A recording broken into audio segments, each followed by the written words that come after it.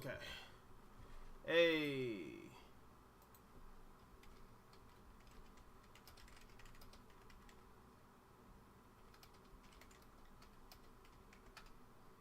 All right. Can you hear me now? OBS says I am audible. Am I audible? Is OBS lying to me? Do we get sound? No, I only do that when I wear my skin tight, lycra outfit. There we go. Boom. Um, does the Flash wear lycra? Is that? I don't know. I mean, I don't want to think too hard about it because it's like fictional paper people crap, but like, I don't know. It's. I don't know. It's the what is that material made out of? I mean, it shrinks. You can fit it in a ring.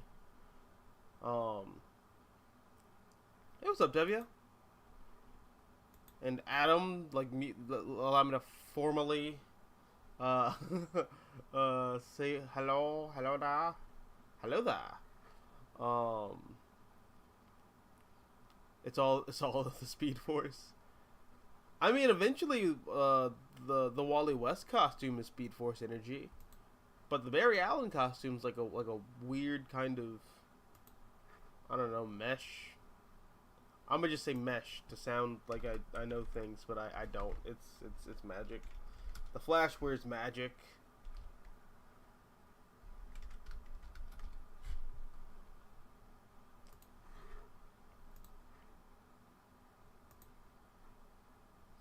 Although I did see that Wally West in the current I almost said Joshua Williamson, the Jeremy Adams run,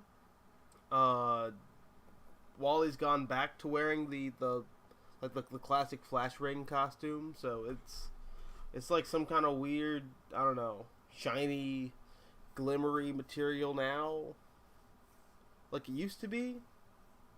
I don't know. Interesting. I do like the nose bridge for the Flash costume, but that's just because I don't know. I love it. I think it looks great. It looks really cool, in my opinion.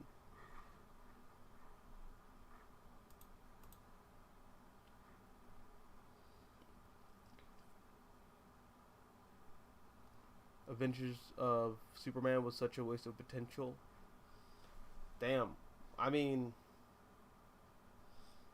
I want to say that sucks, but like that's been John Kent as a character, as far as I'm concerned. Um, I don't know. I also just have a whole thing where I don't really care about John that much. I mean, I like him in like some of the Rebirth stuff. I think that's fun. I think it's adorable, but like John doesn't make sense continuity wise. Like he's also like Christopher Kent 2.0. It's yeah. I don't know. Just I'm. The more I think about John Kent, the less I like him as a character, and wish that instead of retconning John Kent into existence, they just brought Christopher Kent back.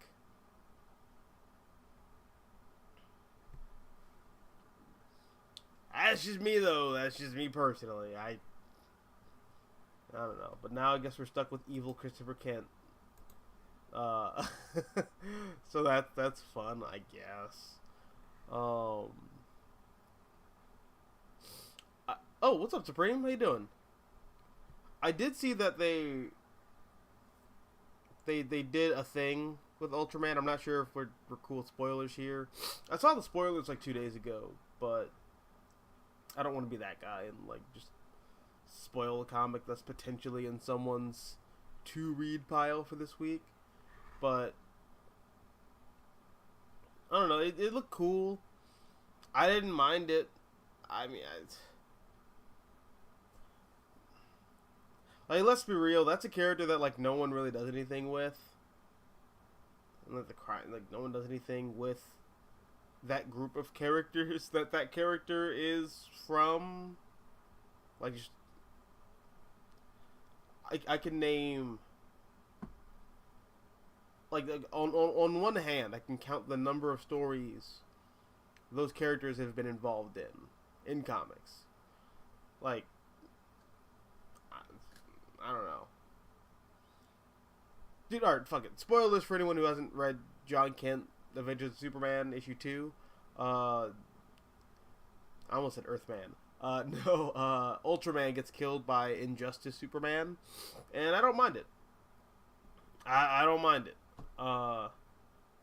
Like, Ultraman, he's not a big character. Like, he's at this point, he's just one of the 800,000 evil Supermen in the multiverse.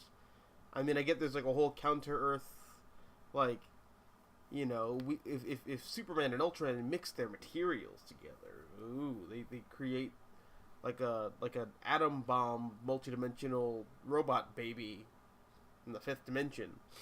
But like, yeah, I don't know. Just, there's Crisis on Earth 2. There's... Alright, sorry. One second. My nose is doing a thing.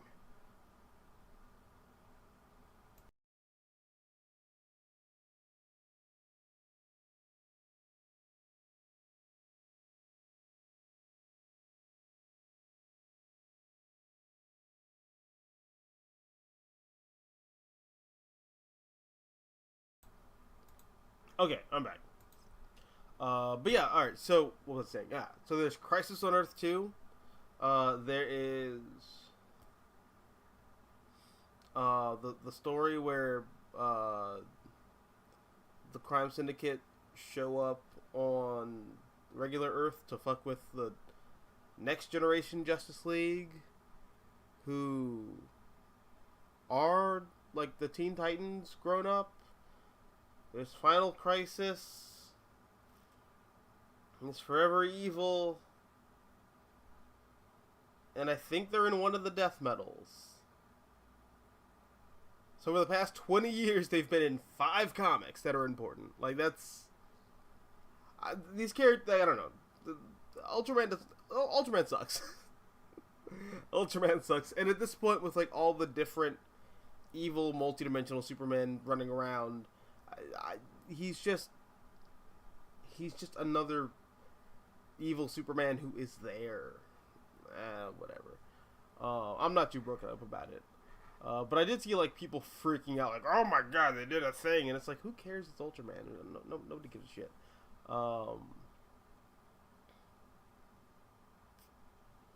Supreme says on DC Superhero Kids, you have to admit it's kind of problematic that the biological sons of Batman and Superman get more focused than the adopted kids. I mean, it's problematic, I guess. I mean, anything can be problematic. Like, if we're talking culturally or, you know, socially. But it is annoying that all of the biological kids are taking center stage. But I mostly just think that's like a time and place thing. Like, in the same way that Tim Drake was the front and center Robin throughout the bulk of the 90s and 2000s and a lot of external media, I really just think that was a case of, well, this is the Robin right now, and we're making a Lego DC superhero game, and we have to have Robin in it, but we also like Nightwing, so let's have Tim Drake be the Robin. Or we're making a Batman TV show, and I mean, who's the current Robin? Let's just go with Tim Drake. You know? I think that's more so. That's the vibe I get. Like if Challenge of the Super Sons came out 13 or 14 years ago, you'd probably see Christopher Kent in John Kent's place. However, because John Kent got popular now, well then that's why John Kent is He's the Superboy, who's in like all the external media now. I really just think it's like it's a time and a place thing.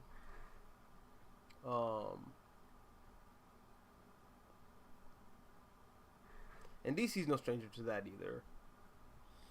It's the reason why like Kyle Rayner is the Green Lantern in the DC animated universe. That's just because he was the Green Lantern in the comics at the time. Or why Blue Beetle is always Jaime Reyes in everything. From like 2011 onward. Or like 2008 onward. Yeah, because that's when does Brave and the Bold come out? Is that like a 2008 show or 2009 show? Because it came out around the time of The Dark Knight. I know that.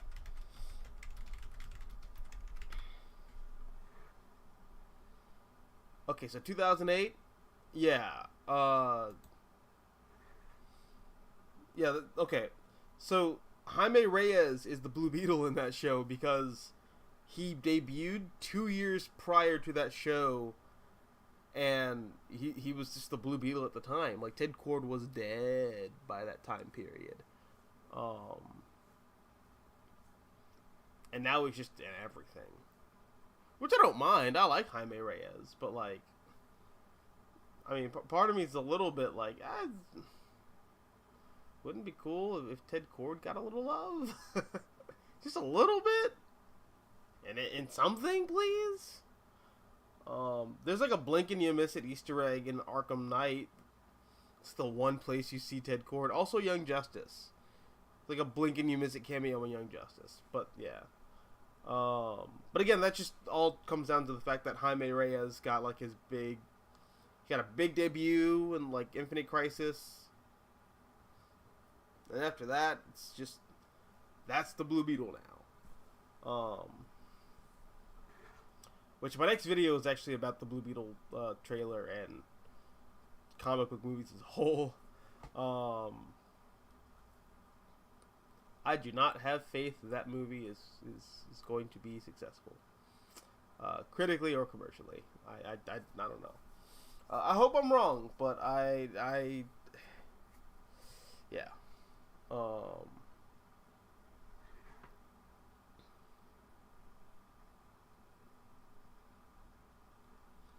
Debbie says Ultraman getting killed by Injustice Superman just makes no sense to me.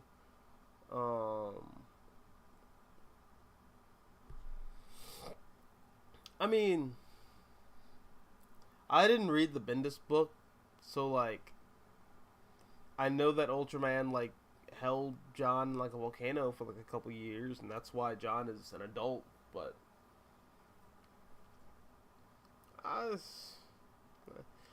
whatever, it is what it is.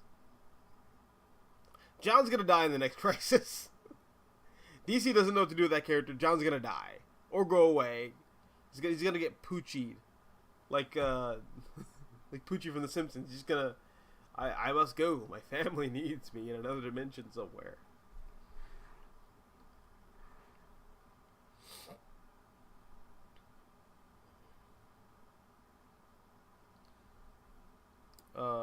Supreme says, also been taking a clean break from any social media, especially Twitter. Social media has made reading and talking about comics less fun. Oh, that sucks. I mean, I feel you, though.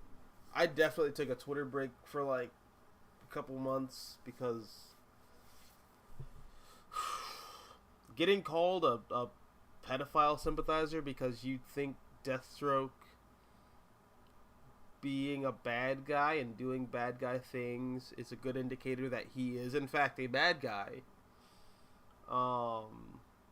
can drive someone a little insane. Like, I'm still stuck on that. Like, what? Or how, like, for the longest time, people always like to label me as, like a MAGA conservative who hates immigrants because I like John Byrne's Superman. And it's like, what the fuck are you talking about?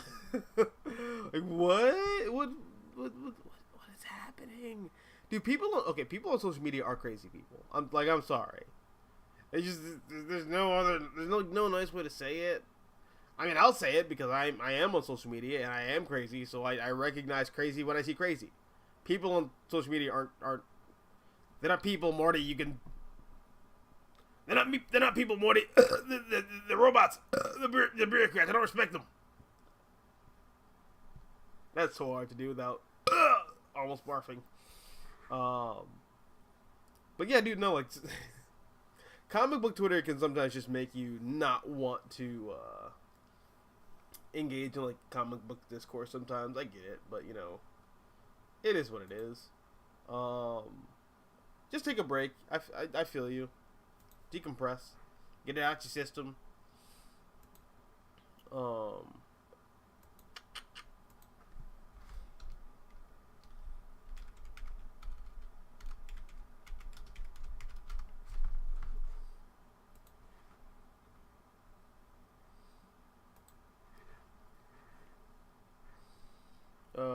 The 2011 Blue Beetle series was bad. I didn't read it. Like, I tried, and I was like, oh, this sucks. But really, it's just boring. You know, I'm going back and rereading the 2006 or 2007 series, the one after Infinite Crisis, which I think is 2007. I'm reading that, and for the life of me, I don't know why I didn't like it as a kid. It's like everything I like in superhero comics is great. Volume 2 is definitely nowhere near as good as Volume 1. The book starts to kind of, once the Reach show up. But it's still pretty fun. You know, still fun, solid superhero comic book storytelling. The art's also really good. Hold on a second. Let me. See, I don't have my comics with me. I'm gonna bring out. I'm gonna get them out of my backpack. Just give me 1 second.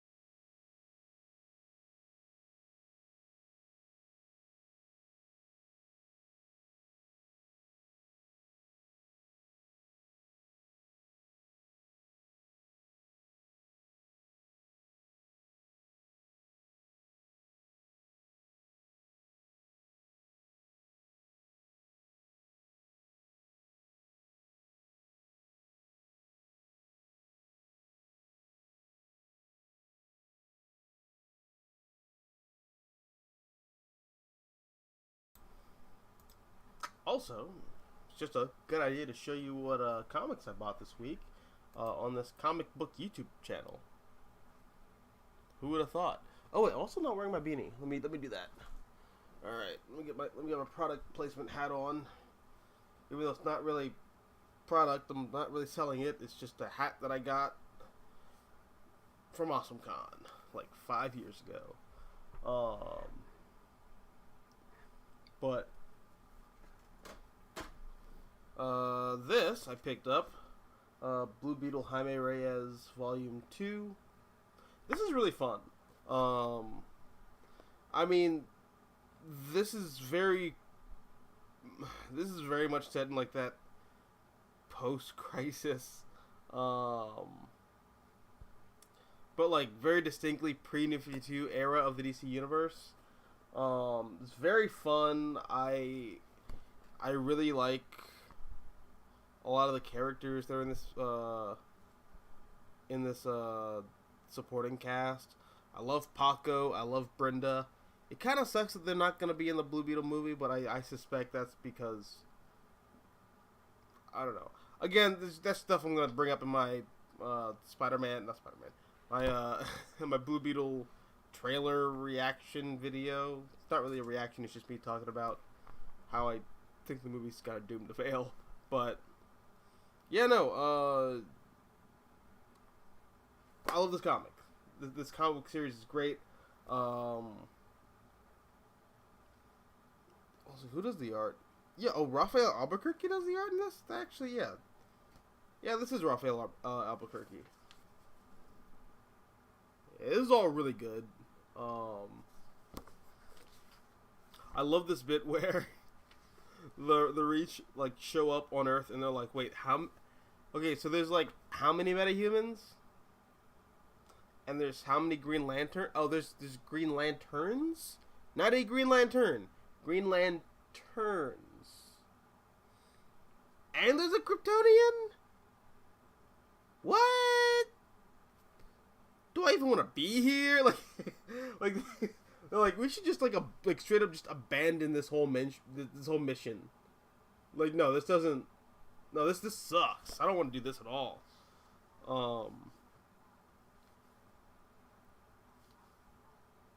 I also really like seeing the development of Peacemaker, like kind of trying to atone for, you know, being the Peacemaker. It's a very interesting status quo, and I don't know. I'm just not super familiar with that character in the comics. I like John Cena in the Peacemaker TV show, but like, I haven't really read a lot of Peacemaker comics outside of like some of the original Charleston Peacemaker books, which are nothing like the Peacemaker that we see in the DC universe after DC buys those Charleston characters. Like, Peacemaker's whole thing in the original Charleston books is, I'm going to solve all my problems through nonviolence, and I'm going to help as many people as I possibly can through good communication skills. The Peacemaker in DC Comics is like, I'ma murder everyone for peace. Yeah. Peace in the Middle East looks like glass from the keister. Ga ga ga ga ga. Like the like, it's a very different character. It's kind of funny. That's more so what the James Gunn John Cena iteration is pulling from, which is fair and apt because it's DC. They're going to adapt the DC version of that character. Still kind of miffed that they did Vigilante the way they did. And even then, there's like an out.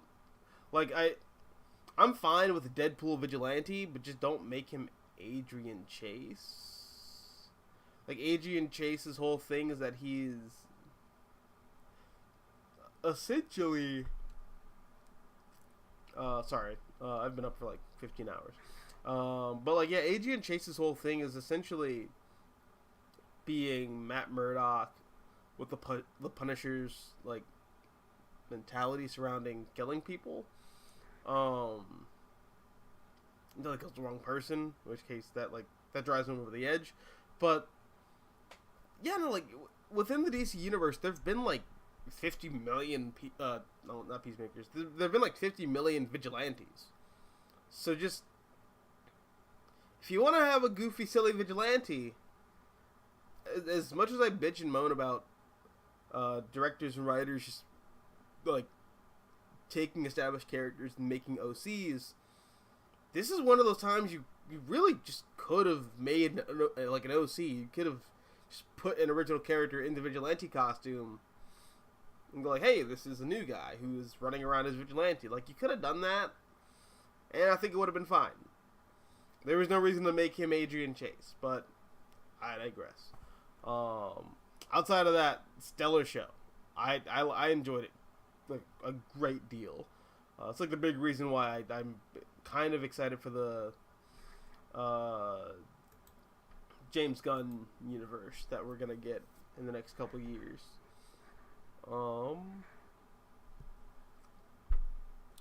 On creator-owned comics, I've been reading Scott Snyder and Jock's Witches series. Personal favorite. Okay. I have not read Witches. I heard that book ends on a cliffhanger, and the sequel is coming soon. And by soon, it's when Scott Snyder's done with the DC stuff, which he has been for like 2 years. And then he just did other indie stuff. So I haven't checked out Witches, but you know, I will get into it eventually. That is on my list of like to read books. Speaking of books that I have read though, all right. So when you guys told me this was coming back in print, I made it like a top priority to get it. So I went out and I got Big Guy and Rusty the Robot. This was great. Like, oh man, this is so cool. Dude, look at this art. It's like so gorgeous.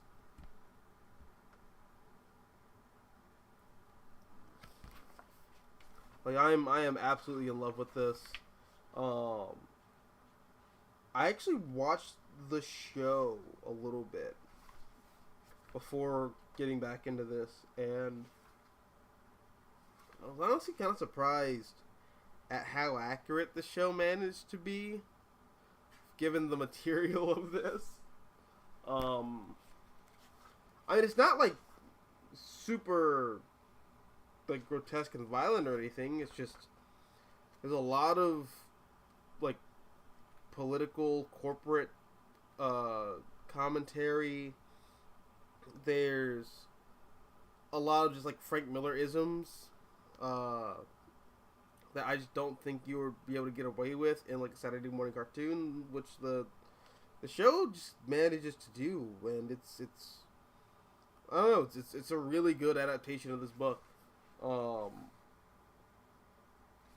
I think I might end up liking the show a bit better, just a bit better, but I mean, just as far as like visually, the show looks great, but dude, Jeff Darrow's art, there's something about just looking at it. Like right here. Oh wait, no. What's a good one? I want to get like the one where like everyone's getting like mutated. That's a really good one. Actually, this is pretty good. This is pretty good, like double page splash. So something about Jeff Darrow's art, it just looks like it's so much more appealing to look at it on a page than it does to look at it in animation.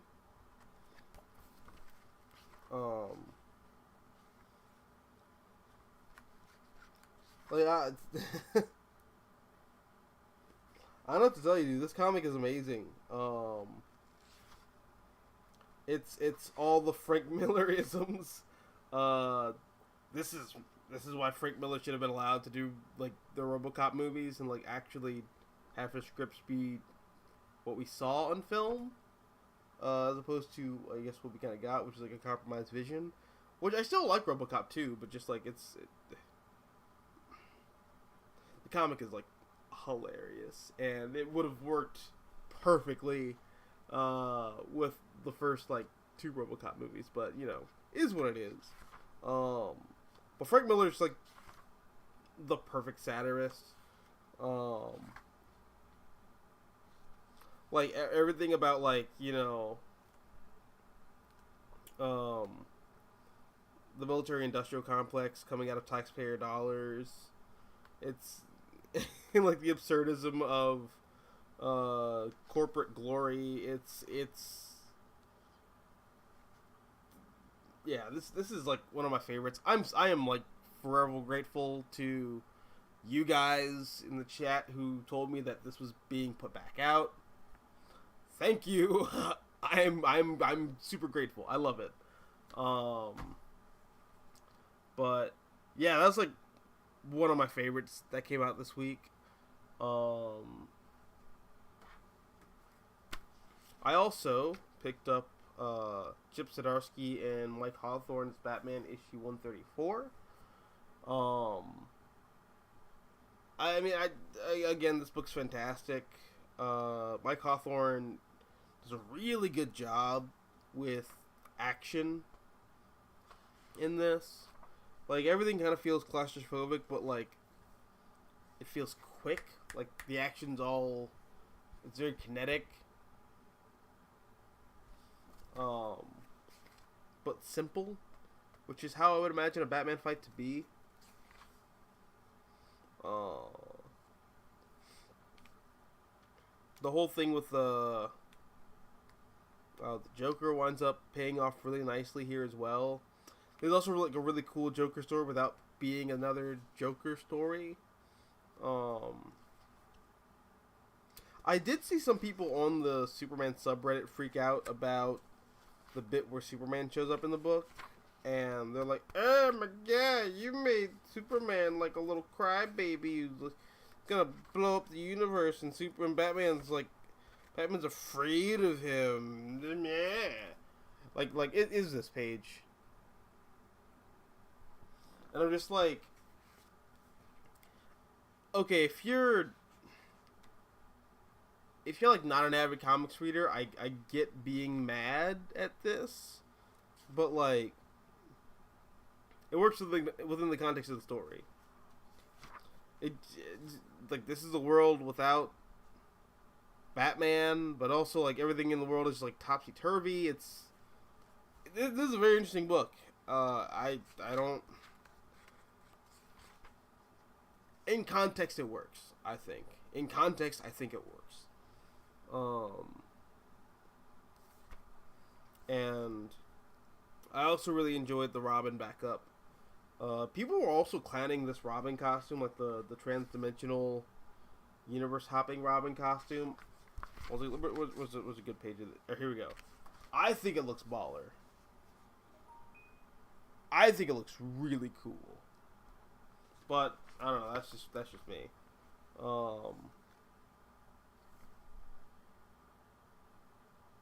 Also, I don't know. Just look at it now. I feel kind of stupid.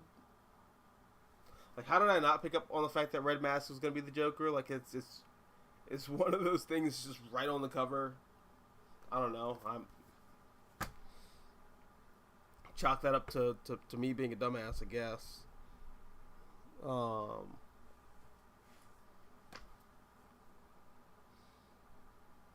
New question: how do you feel about Spider-Man Across the Spider-Verse? Like the new trailer. The new trailer looks amazing. I am kind of worried about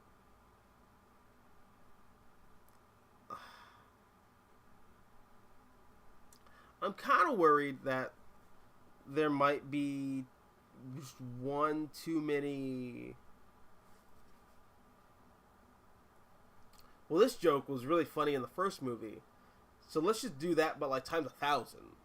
You know, I'm a little worried about that, because we saw that with the everyone gets Spider-Man, and they're all like pointing to each other like you. It's like, okay, that was a fun gag in the first movie. You don't have to do it again, you know. Or like, I don't know, some of the.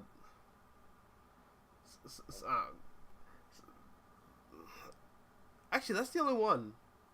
Really, that's the only one. Outside of that, like, everything else looks pretty fresh and interesting. I'm just being pessimistic and scared because I'm being pessimistic and scared. No, the trailer looks good though. I'm really excited for it. I hope it does well. The first movie like didn't do great, but like I hope the added bonus of this being like an Oscar-winning franchise now really pays off in terms of blockbuster success. I remember when I first saw that Into the Spider-Verse movie. It was me, my girlfriend, and like 4 other people in our friends group who were in that theater. There was like maybe 2 other people in the theater with us. Maybe. But hands down one of the best films I've seen in theaters. One of the best theater experiences I've ever had. The movie looks breathtaking on the big screen. I hope they do a double feature of Into the Spider-Verse and Across the Spider-Verse, because I really want to see Into the Spider-Verse on the big screen again. I've seen it on my like computer here. It's fine, but I mean it's not fine. It's still really good, but just like that's a movie that you have to see on the big screen. That is a movie. Um, it really sucks that like a lot of people didn't get that experience with the first one. But I'm really hoping that they get to experience that with this film because this looks like it's upping the ante in terms of their animation style, and they've really improved somehow the animation, which I didn't know was possible, but like looks good, looks great. Also, movie Miles continues to be the best Miles, and the fact that he's like actually a character and is interesting. Supreme Omega says on Jaime, the 2010s Marvel tried to copy Jaime with Kamala and Sam Alexander. Do you think they succeeded or not? I think Kamala is like a clear, definitive success. Sam, not so much, but that's just because Sam is stuck being Nova, and nobody cares about Nova. Sorry, Ziggy Gamma, you're like the one person that I know of who cares about Nova. I think Dick Rider's cool, but that's because Dick Rider pulled Annihilus's guts out of his mouth, and that's like one of the most metal things I've seen in a comic book ever. So Dick Rider gets to still be like the supreme Nova as far as I'm concerned. But Sam's pretty cool too.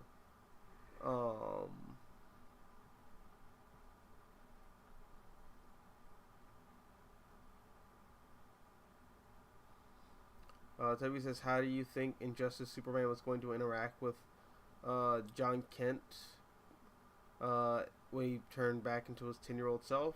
I don't want to think about that. We have the declassified Epstein documents to go through that if you want to go down that rabbit hole, which I'm not going to.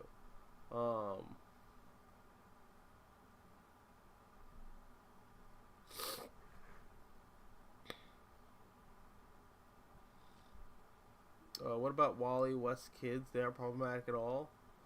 I don't know. I think Supreme was just kind of talking about like how there seems to be like a favoritism amongst the biological children of these characters in Extra Media, but like I think that's just like a whole situation of who was the sidekick at the time. It's the right place, right time situation. I think it's just a coincidence, but that's just me. I love that backup with Tim Drake. It's 10 times better than what we're getting in the current Robin book. Yeah, in this, Tim Drake actually feels like Tim Drake. Also, he's drawn and looks like Tim Drake too. Like, again, like just because he's like bisexual and is in a gay relationship doesn't mean he has to be less masculine. It's the whole thing I have. It's like just because you're gay doesn't mean you're less of a man. That's just really cringy to me. It makes you feel like, in some ways, despite the fact that we've made a lot of cultural progress forward, like for every 2 steps forward, we're taking like one big ass step back. But I don't know how to.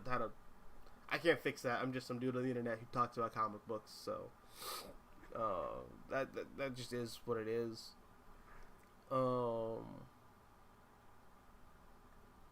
Supreme says on Classic Vertigo, been reading Shade the Changing Man by Peter Milligan and Chris Bacalo.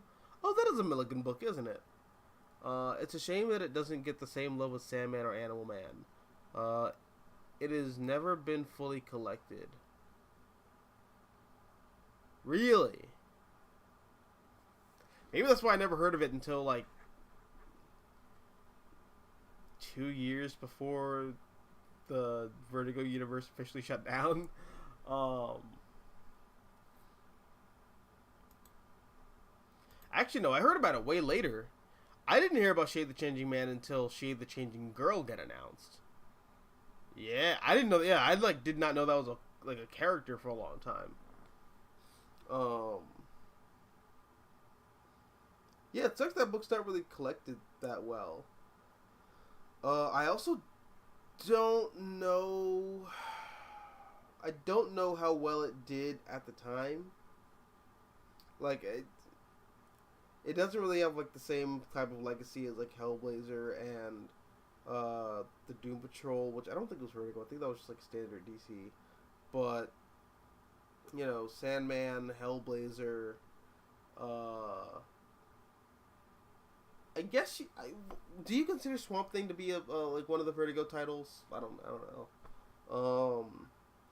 I know Madame Xanadu eventually had a Vertigo title, but I'm not sure if we count that among the 90s Vertigo books.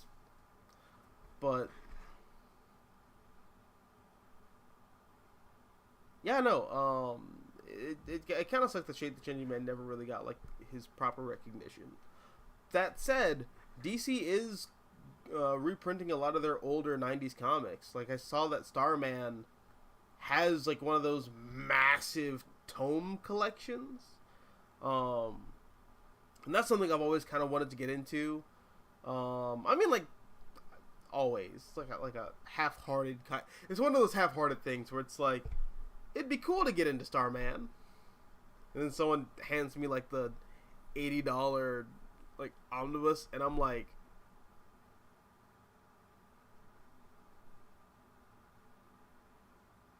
it'd be cool to get into Starman. That's kind of like my level of engagement, and I guess conviction towards getting that whole thing. But yeah, it definitely would be cool to get into Starman. I can say that definitively. Would be cool. Maybe not in the immediate future though, because there were other things that I want to buy. Namely that Miracle Man omnibus, which I wanted to get this week, but I'm probably gonna get next week, just because comics are expensive.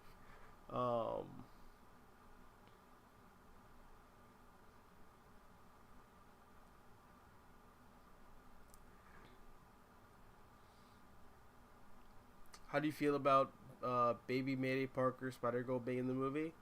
Across the Spider-Verse? Love it! I really hope the Marvel Synergy Machine also loves it, because it'd be cool to see Peter Parker actually grow into like an adult in the comics, like he was like 15 years ago.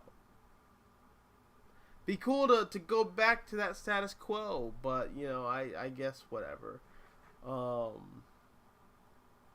At best, we're probably gonna get like another Mayday Parker Spider-Girl book. That will probably go for like another 15 issues. That's if we're lucky. It'll probably realistically go for like 8 or 9. But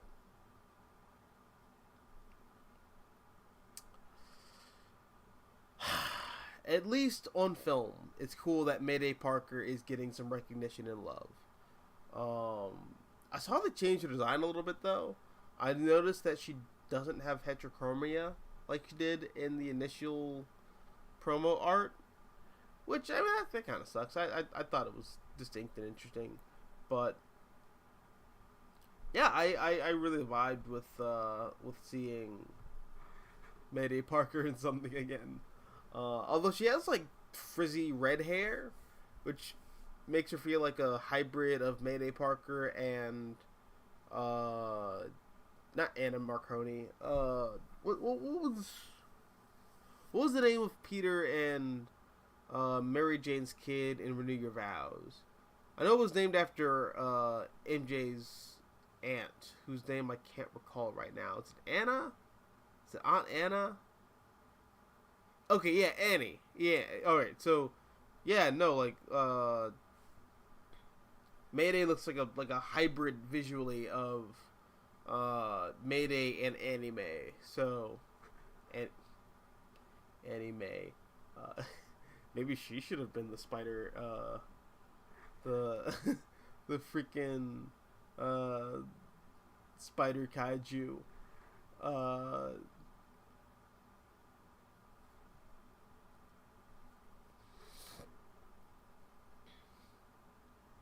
there's a lot of Vertigo material that gets unfairly overlooked in the Karen Berger era. Karen Berger's Karen Berger's been like with Vertigo all the way through though, right? Right? Isn't she the one who like jump started Vertigo and led the British invasion?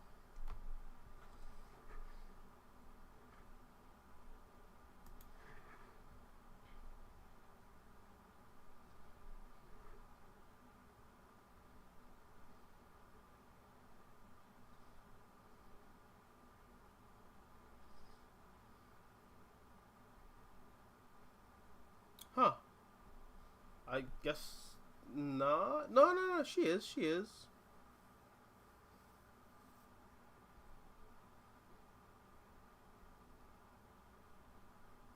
She was editor of Minx, though. God, that takes me back. Minx, the when DC was like, "Hey, what if we made comics, but for girls?"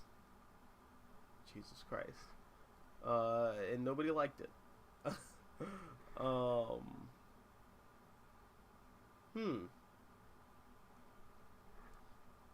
All right.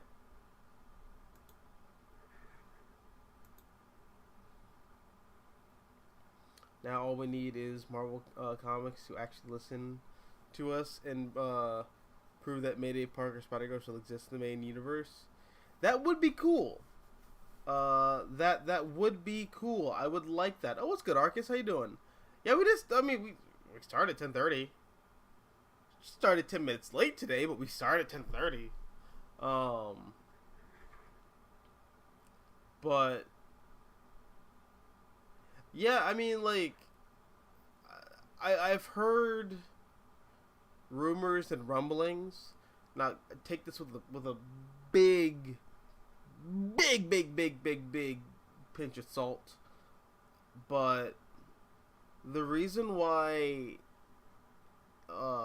Peter and MJ can't be married, the reason why we can't get Peter and MJ having a kid and basically getting what we're getting out of the Flash book right now, which is fantastic, but the reason why we can't get that from Marvel out of Spider-Man is because there are a key few editors at Marvel Comics who feel like having Pete and MJ get back together and doing anything with that relationship would validate years of harassment, and it would make the fans insufferable. I really think it's just nobody wants to admit defeat.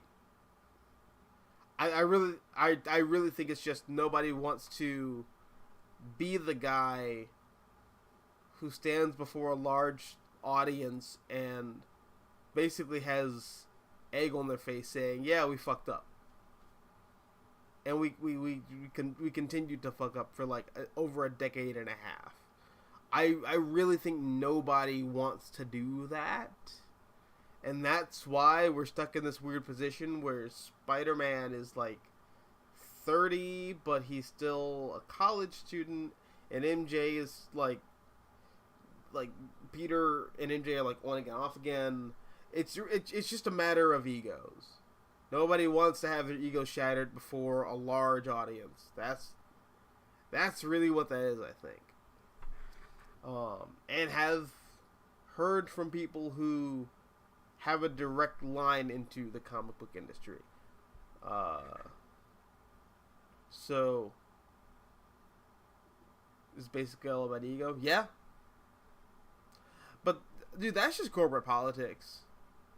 That's just like big business. I can't admit defeat because I already have all these policies in place from when I was running everything. And the second you get rid of that thing, it proves that I was weak or I did something wrong. Nobody wants to admit the fact that they maybe made a bad call, which is like the normal sensible thing to do, but I guess not.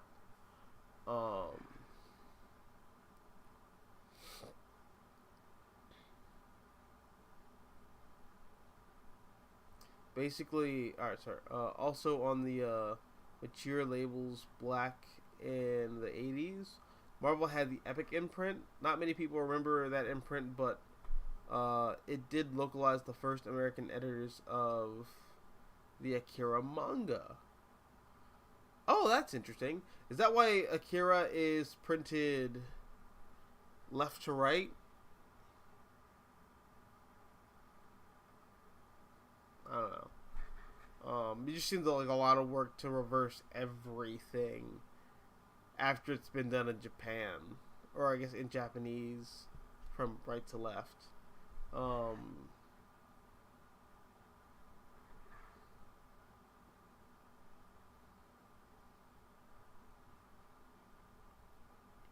Arca says, I've reread Superman vs. Aliens, and damn it, it's a waste of time, and the good story was right there. Maybe it's about Lois Lane on the space station on the moon trying to survive Alien 1 style. Admit it, Arcus, you just wanted to see, like, giant tentacle roaches, like, mouth rape Lois Lane. That's what you wanted to see. I know, because that's what I wanted to see. But, like, no, it's, yeah, it was a missed opportunity. But, oh, 6:30 a.m.? Wait, oh, right, I forgot. Oh, I didn't know you, like, lived in Russia. I thought you were, like a transplant or something. like you lived, like, here in America. I don't know. Actually, I'm curious now. Whoop. I know Tevye is, like, on the same, time zone as I am. But, like, where's everybody else at? What time is it right now where everyone else is watching? I'm curious about that.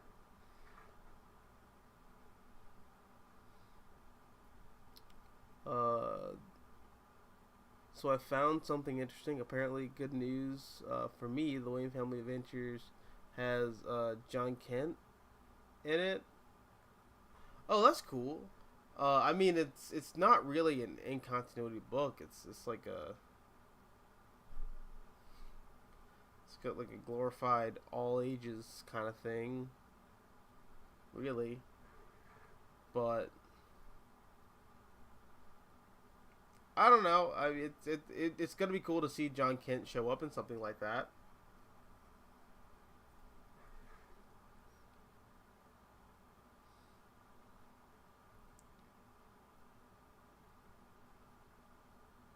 Also on Marvel's Epic imprint, there was Jim Starlin's Red Star series.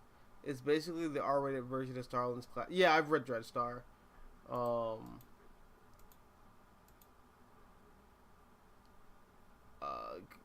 little bit. I don't want to make it like seem like I read Red Star. I read some of it. I enjoyed what I read of it. I'm probably never going to read all of Red Star though. Not quite my bag inherently.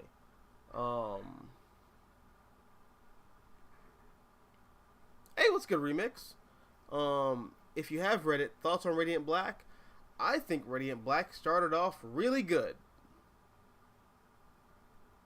I think Radiant Black started off really good.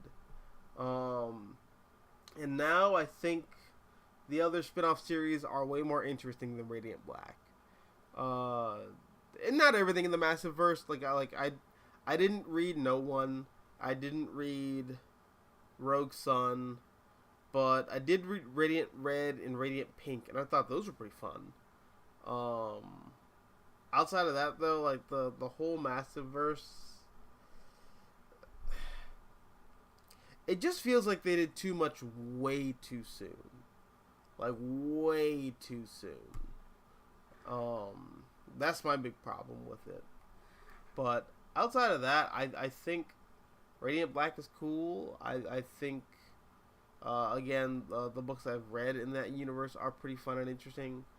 Um, just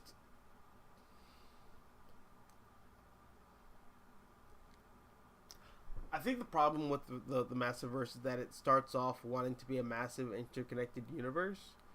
Um, and the like there's a focus shift that leans away from that vibe into just more like the traditional superhero schlocky business, which is what Radiant Black is. But like Radiant Pink, Radiant Red, all the other spin-off books, um, I mean, like they'd be cooler if they were just spaced out more. Yeah, I I think that's what I think personally. Um, Tevi says, true, yes, the Wayne family adventures, it's canon, but at this point, I will take anything over nothing to get to see John Kent. I feel that. Their characters I'm like that with completely. Um, but, yeah, it just kind of is what it is. Um,